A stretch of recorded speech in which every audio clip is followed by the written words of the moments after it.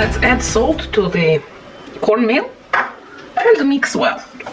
Yep. Now let's add soda to matsoni yogurt or any kind of plain yogurt which you use, or even Greek yogurt is good, and mix it and set for a couple of minutes so that matsoni is the souring agent and it will react to the soda. You see the bubbles? Then matsoni won't have any smell of soda. Let's add 2 eggs.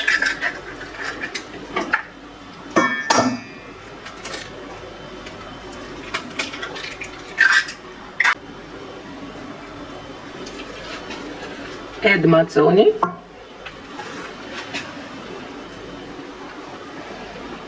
And mix all these ingredients well. Add walnuts. I'm adding ground walnuts.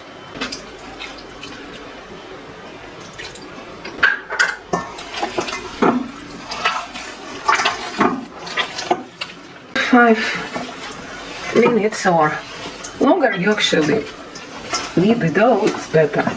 Our dough is ready. Let's cover it and keep for about 30 minutes. Heat the skillet and add vegetable oil. Cover the dough.